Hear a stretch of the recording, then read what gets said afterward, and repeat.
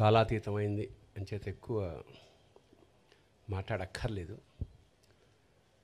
మా మాస్టర్ ఒక మాట అంటూ ఉండేవారు, ఒరే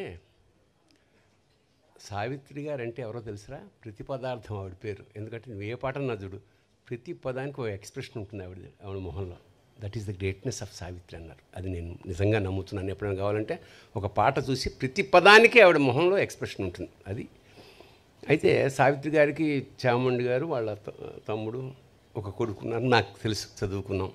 తర్వాత అంత తాపత్రయపడి ఎన్ని సభలు చేసినా రెండో కొడుకు సంజయ్ కిషోర్ నిజంగా. ఎందుకంటే ఈ పుస్తకం మామూలు పుస్తకం కాదు. ఇందాక ఇవాళ పెద్ద కొడుకు వచ్చాడు చిరంజీవి.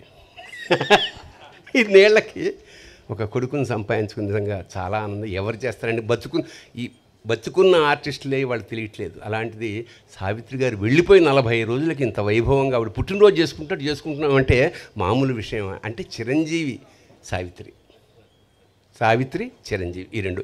ఎక్కువ మాట్లాడకుండా ఆవిడ మీద నాకు ఇష్టంగా ఎప్పుడో రాసుకున్న ఒక కవిత చదివేసి నేను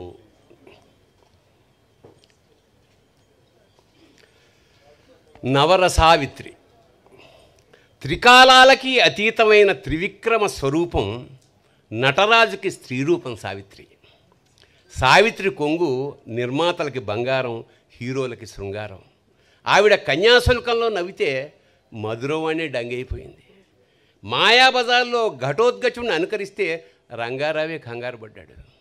ఆమె నాయకైతే ప్రేక్షకుడే నాయకుడు, ఆమె చెల్లి అయితే ప్రేక్షకుడే అన్న, ఆమె పార్వతి అయితే ప్రేక్షకులంతా దేవదాసులే. కోమాలో ఆమెను చూస్తే పాడుబడ్డ బావిలో తేలే చందమామలాగా, పతనమైన విజయనగర సామ్రాజ్య వైభవంలాగా, శిథిలమైన 1000 స్తంభాల గుడిలాగా ఉండేది.